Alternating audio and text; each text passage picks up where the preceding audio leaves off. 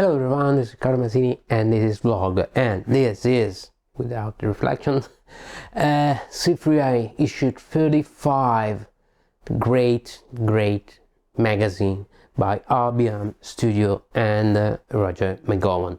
As always, as every year, I make for the listeners of for viewers of my channel, the subscribers, okay, a video review of all the articles and content of C3i, because I think this magazine is essential for any wargamer and for anyone who is even remotely interested in wargames.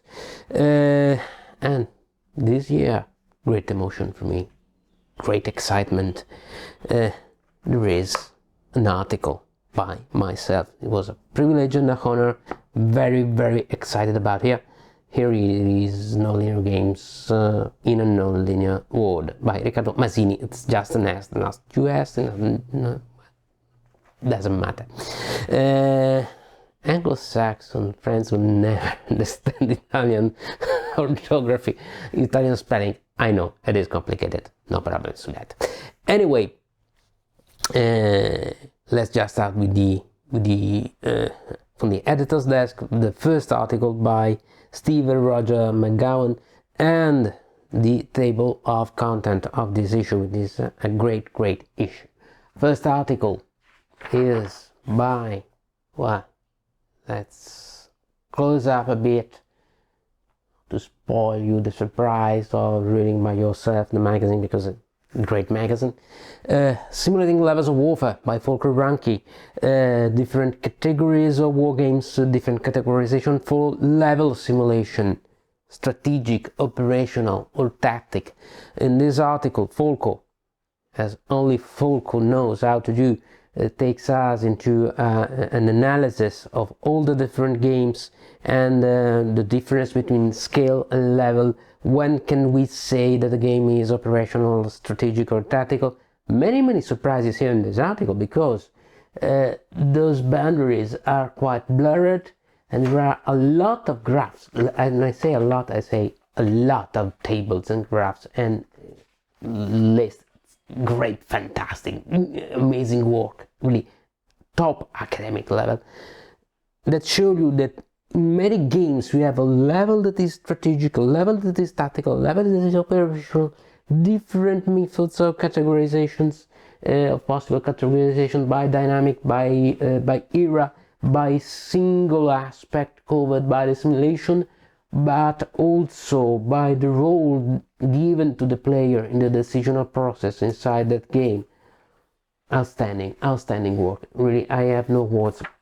Please just read this article, because it really helps us understand how a war game works, what really makes a war game. Very interesting. But we will see in this issue Volker taking the debate about what really is a war game. Anyway, so great article. Nothing else to say. Another great article. Jeremy White, Motion in Atlantic Chase. The Fog of War. How Fog of War is modeled in a great Atlantic Chase game, and we start with Clausewitz and we end up with football schemes. Wow! I love it. Really, I love it. The different forms of friction, different forms of fog of war, different forms of uncertainty. And this reminded me of Greg Kostikian's work, Uncertainty in Board Games. I think, I know it by the Italian title, but I think this is the right title. Difference between chess and war games and so on. How the uncertainty operates in all those levels. Amazing, even this article too. And after, as amazing is Atlantic Chase, which for me is one of the best games of the year, for sure, but one of the best war games I've ever played. Great article, once again, Mark Hammond's Cleo's Corner, and Mark Hammond's takes us this somehow a line of thought, because after the article by Ronke on the different levels depicted the simulation, then we have Fog of War, then we have how a war game, how a simulation deals with events that happen in more or less simultaneously or not in strict chronological order, how a simulation must organize it. Just like, think about a map, a world map.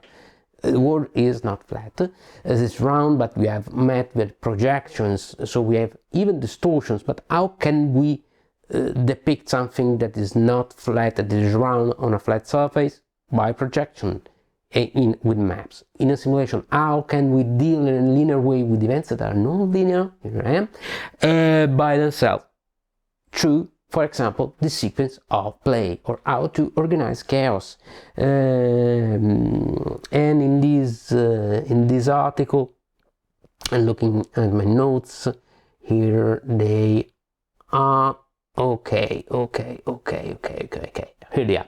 And different sequence of play, symmetric, asymmetric, alternative, simultaneous, how to represent the stealing a march, the difference between time and tempo.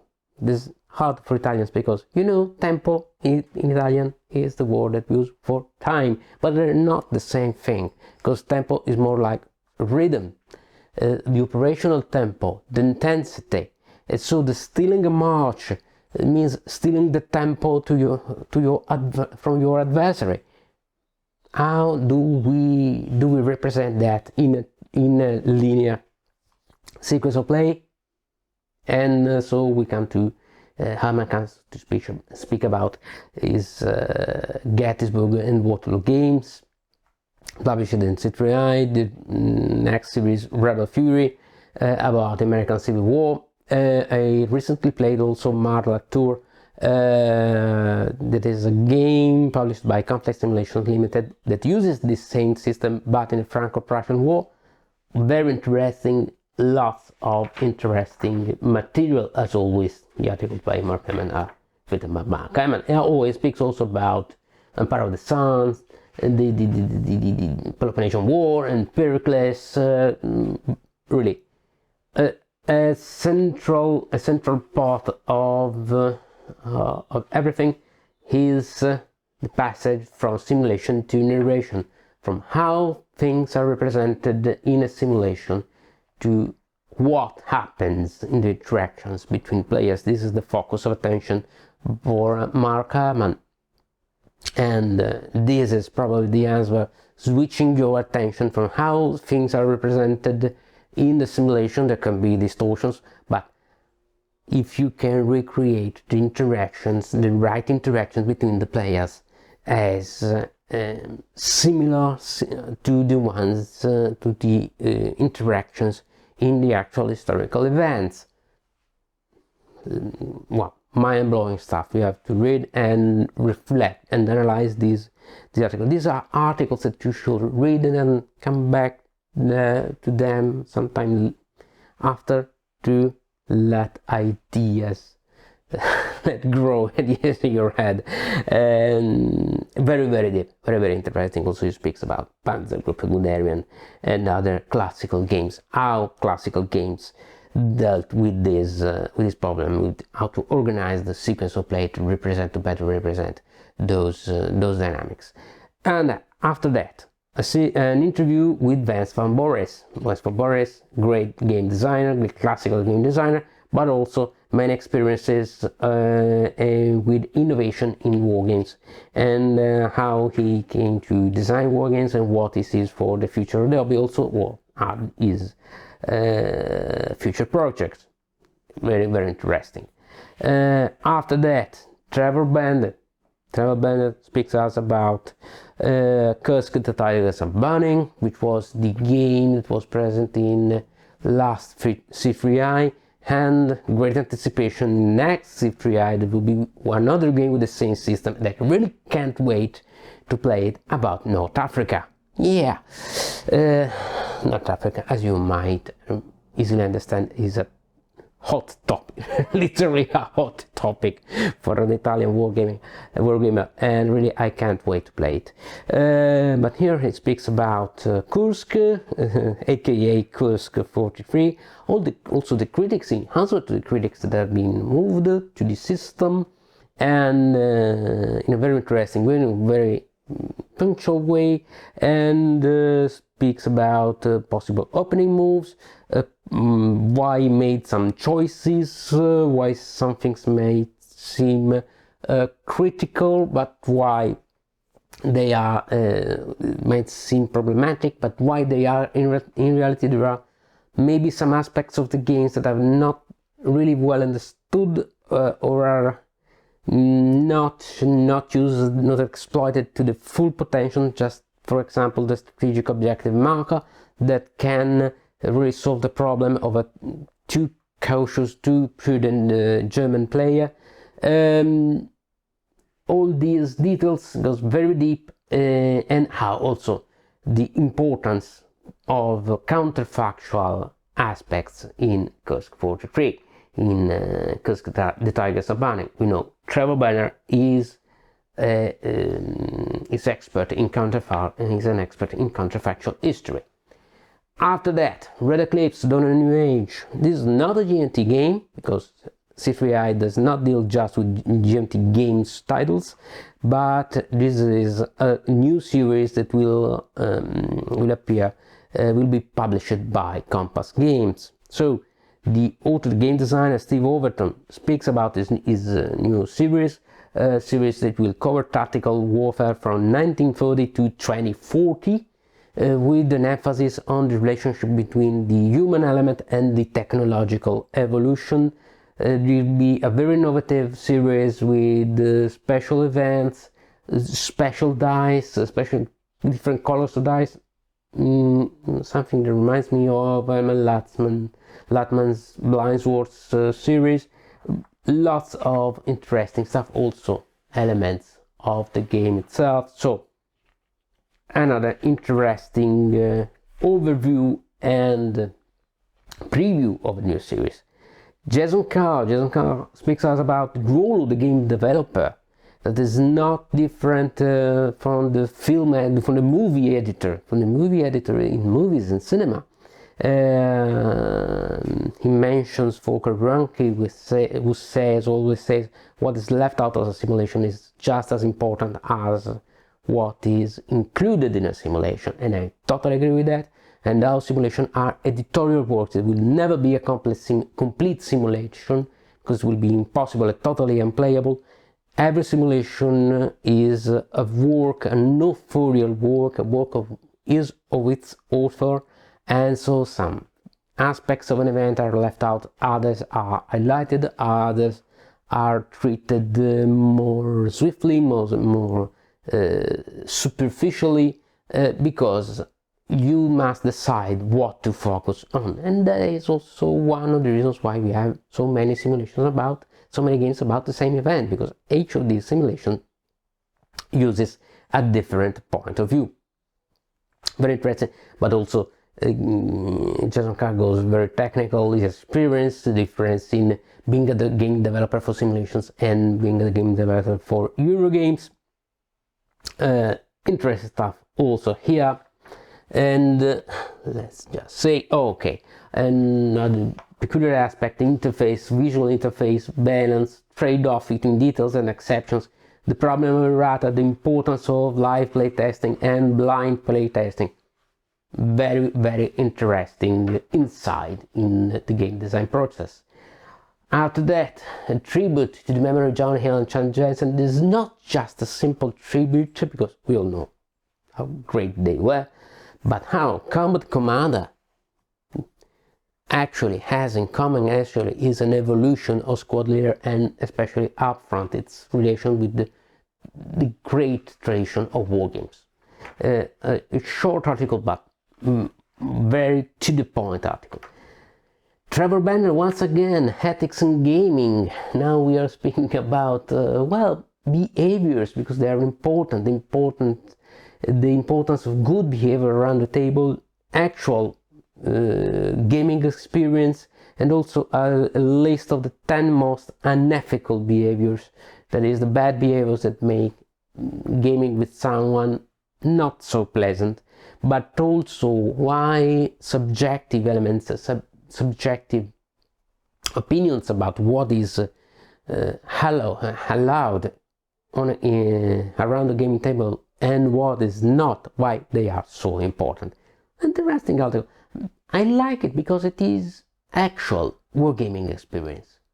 This, you will speak about greatest, greatest theories or the historical aspects of this or that event, but there is also actual gaming, and this is as part of simulation games as the detail about a zone of control or a node of a battle, because at the end we are all gamers, we all gather around the table, virtual or physical as it may be.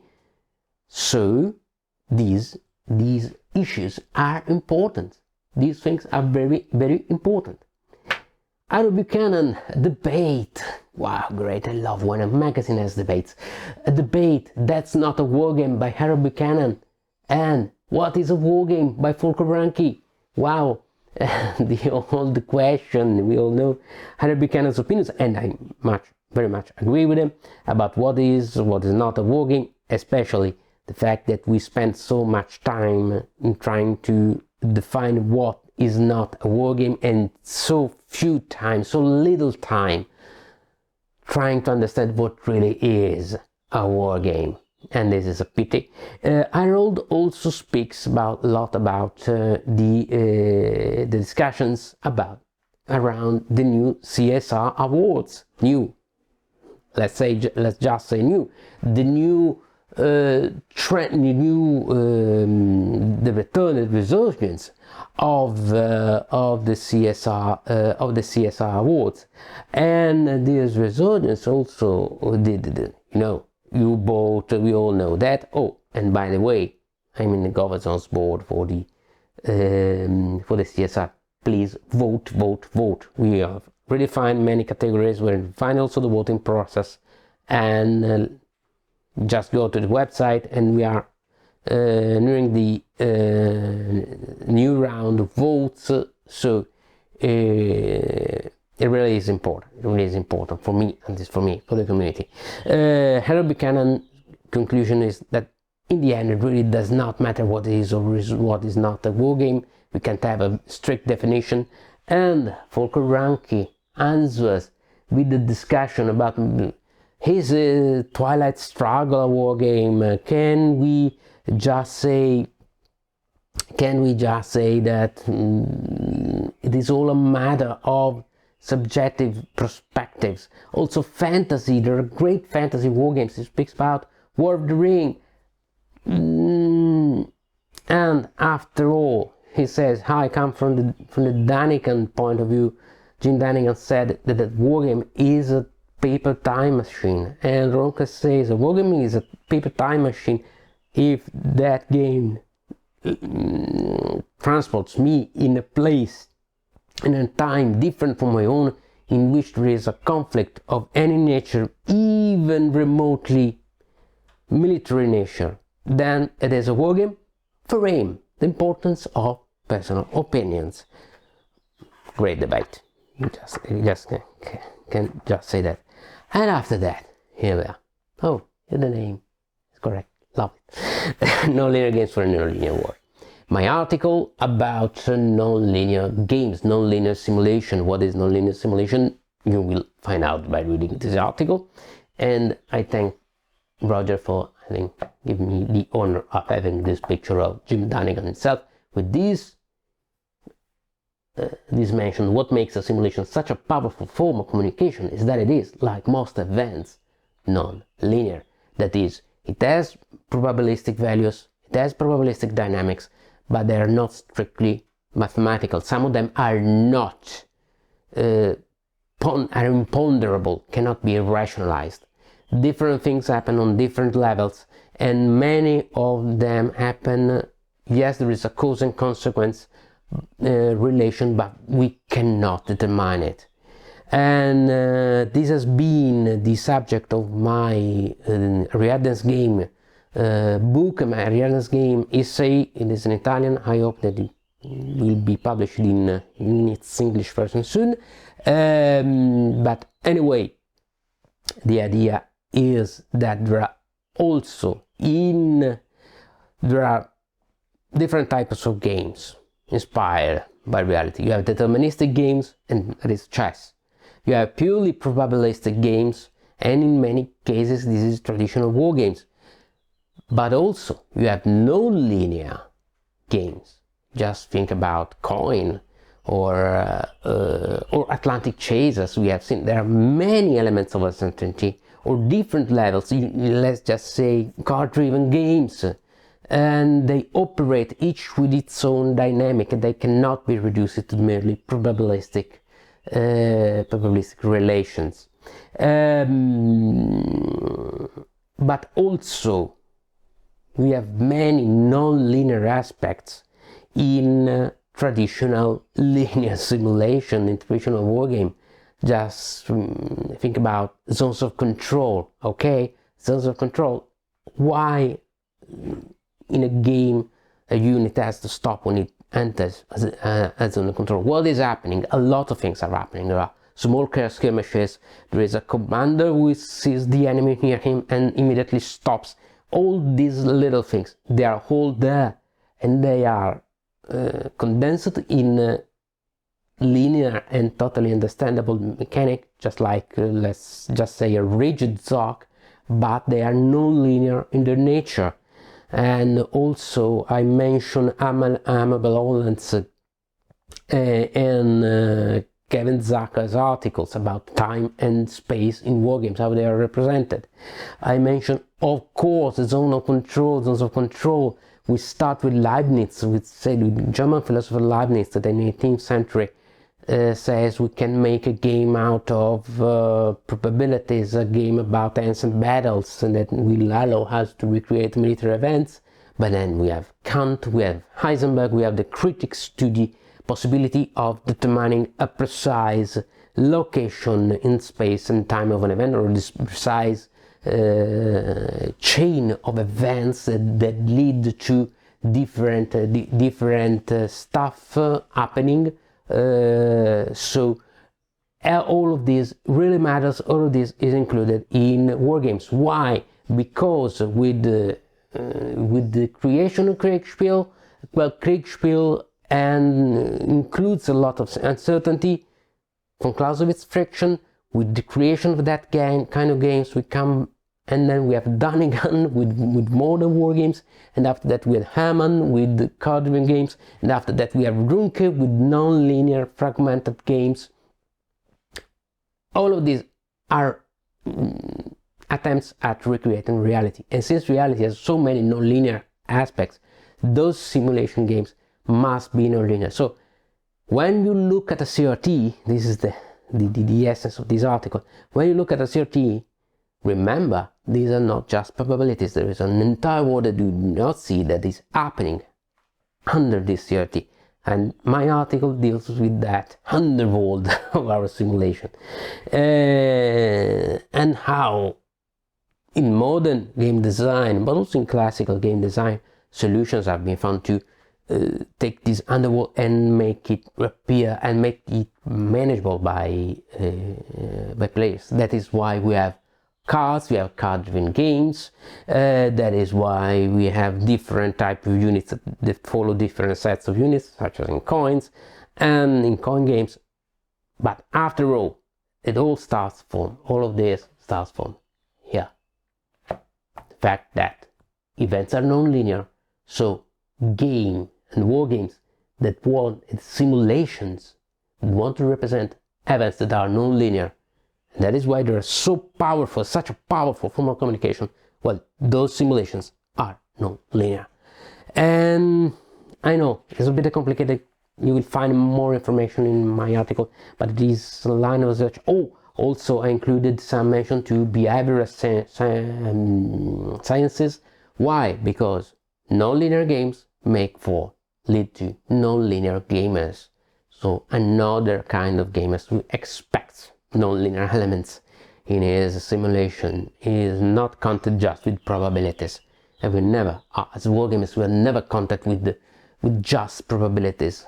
We are not machines. We want to see a story develop from our games. Also, this is a non-linear mechanic: narrations, and storytelling. I love this. my picture on C3i, guys. Okay, let's carry on.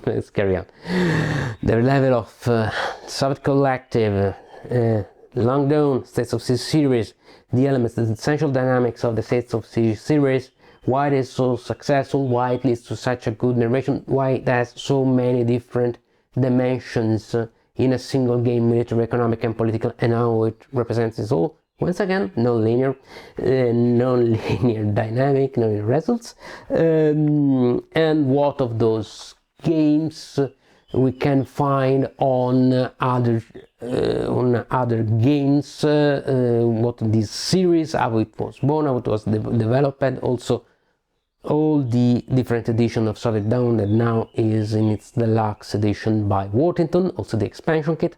This is the C3i magazine edition, and about an article about other games that use essentially the same system or different pieces of that system.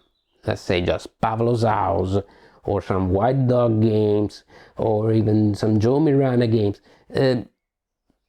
All those tidbits of this system, and why it is so good, and I really love it. After that, Mike Nagel, 2 scenarios for Flying Colors and Cypress on the Seas. 2 scenarios that were left out for space constraints from Flying Colors and Cypress on the Seas. One is Penobscot Expedition, American War of Independence, and another one is Knowles Action. It is the half of the 18th century British against Spanish in the Caribbean. Well, it's almost pirate stuff. I really love it. These 2 games, they require Flying Colors and Serpent of the Seas, but if you do not have the Serpent of the Seas, there are counters included in this magazine as well. Also, an interview to Dan Forney. Dan Forney is the author of many modules for SPQR.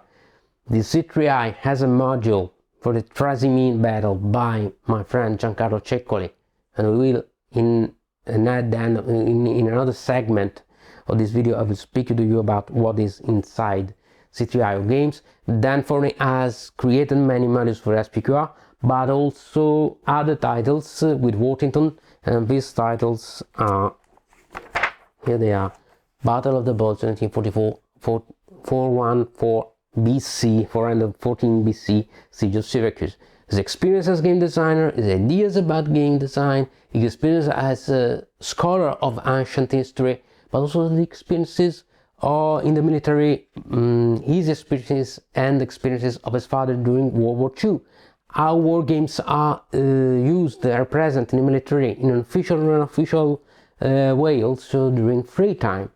Really very interesting title, and see how a designer of very detailed, highly detailed games can make such great live titles, and they're very great.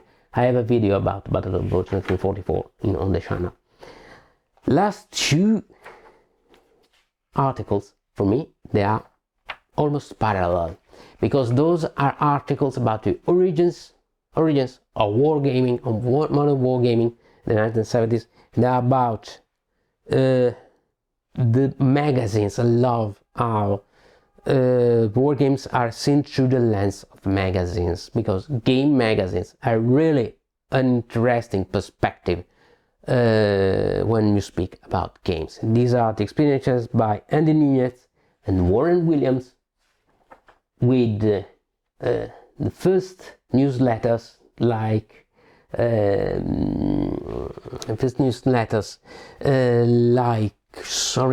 okay, here they are: briefings, arquebus, and then Fire and Movement. But through these articles, you really see the development of the hobby, the different phases of the hobby, the good and bad times, the ups and downs of the hobby. I really love them. There are lots of special histories in these articles. In Fire and Movement, the great contents that were in Fire and Movement, the first contacts with the SPI, but also the difficulty of finding someone else to play, how the hobby became much more specialized in the second half of the 80s, the relationship with computer games, lots of stuff, lots of interesting stuff about the hobby and its history. Those two articles should be, in my opinion, should be read as parallel articles. They're great. It's not just nostalgia. No, it is an insight on the development of the hobby.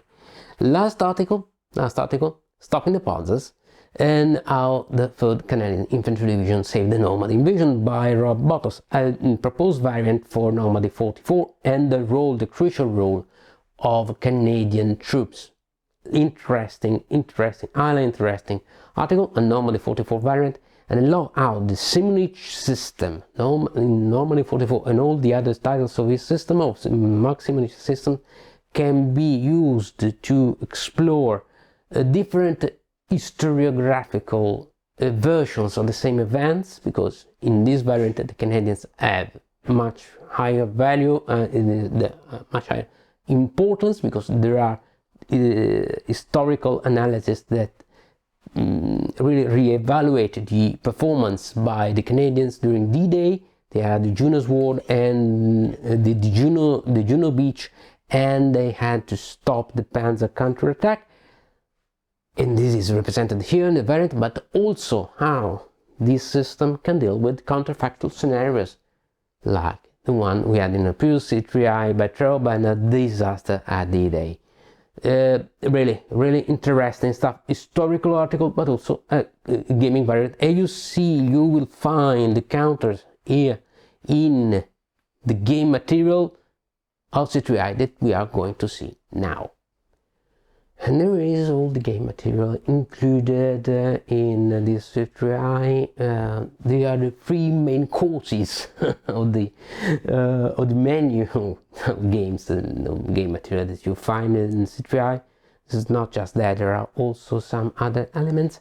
Anyway, Lake Trasimene, a module for Great Battles of History, for SPQR, about the Battle of Lake Trasimene. I mean, they're wonderful places now, but in the Second Punic War there was a terrible battle between, once again, Hannibal and the Romans, but the Romans were not led by Scipio, so they lost.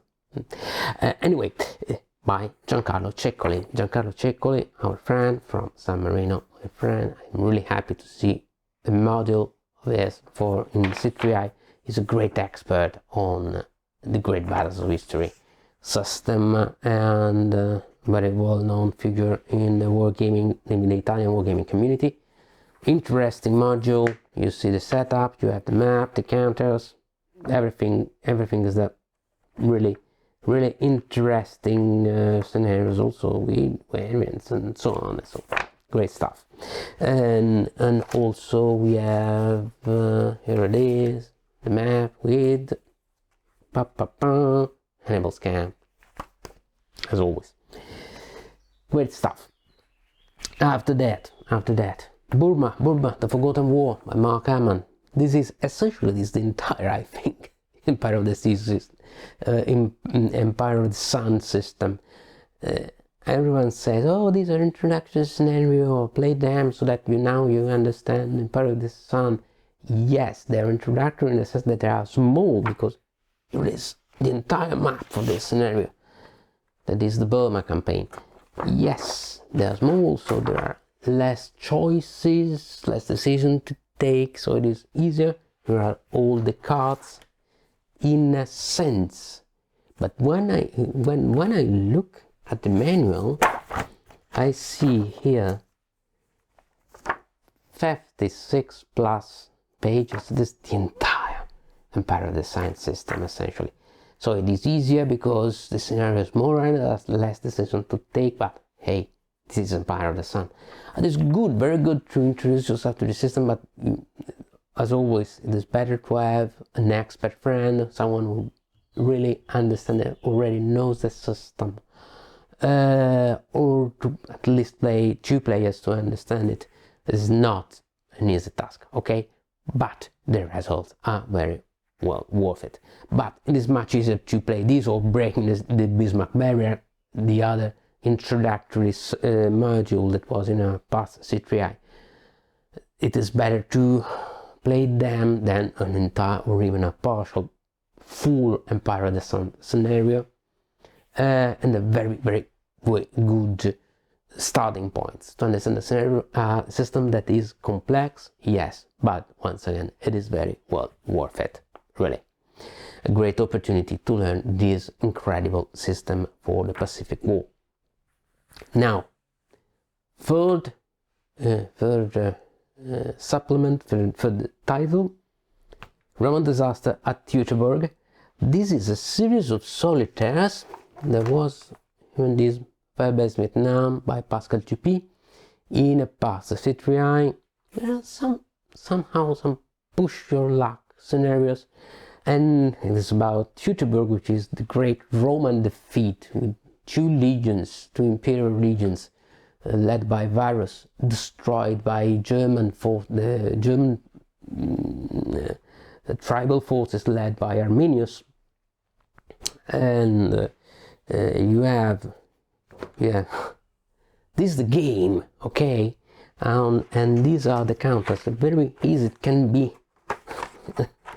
You can learn it really in minutes. These are the countries, Germans and the Romans. Ooh, yay! I'm sorry. After all, I was born in Rome. Okay, you're here. You have your legion with different tracks, with morale, cohesion to manage. You roll dice. It's a bit like table battles, or table battles, but also somehow like the States of C series, because the Germans will try to reach the legion and start making losses. It's very nice. Nicest thing is, this is the game board. Those were the counters. This is all the rule set. One page. I told you, you learn it in minutes. And this is a nice historical supplement. There's a very good video by Just God with a commented play. This is a great game to bring with you on vacation, by the way, because it is just this and the counters and few dice. Very quick, of course, very fast, but also very nice and has that historical flavor. So it's not just Yahtzee, okay? It is interesting and very fun. I say it's all very fun. I think I will make a supplement on this game. Sorry, probably a macro vlog, so only in Italian, but go to the channel by Just God and watch that commented play of this game. Very nice, very fun, and it plays almost like a movie, okay? And this is a nice system. I can see a lot of possible scenarios with it. Rorke's Drift, for example, okay? Or even Pickett's Charge, but seen from the Union side, for example. Lots of possible. In some ways, the opposite of In Magnificent Style by Herman Luttman, which is seen from the Confederate side. Interesting. Lots of good stuff anyway. And after that we have, of course, other materials. I told you, a scenario for Labyrinth. I watermark 2015 scenario. This is the bridge period between Awakening and Forever War. The two supplements. It says it is a very wargaming scenario. Okay, lots of military action here. So this is really for war gamers, for wargaming, for fans, for Labyrinth fans, and I'm one of them. Really a fan of the system, but I really like war games, essentially military action. And I think this would be an exciting scenario. This is going straight into my Labyrinth game box. Oh, and also after all this, the user counter sheet. Here I took out, of course, the counters for Teutoburg, and there are some erratas here for okay, for ASPQR and Time of Trumpets, other stuff, and I think there are somewhere pieces for yeah, oh, okay, here they are. Trasimene, pieces that you need to add to the SPQR module, and oh, of course, oh, here they are, for the Canadians, I think. No, I was thinking about the Canadians in that okay, no, in that article, sorry. And also let's see, okay, the counters you need for the two flying colors, two additional scenarios if you don't have Serpent of the Seas, some erratas for Atlantic chase. I know that there were also a couple of other erratas on on a couple of British ships in Atlantic chase, because they said, no, we found that this version had this armament or this other armament, this other equipment. I would have liked to find it maybe the next C3i, I don't know. An Imperial Markov from Pendragon, and of course the counters for Burma. Yes, everything is that. Okay, it's just a user country sheet.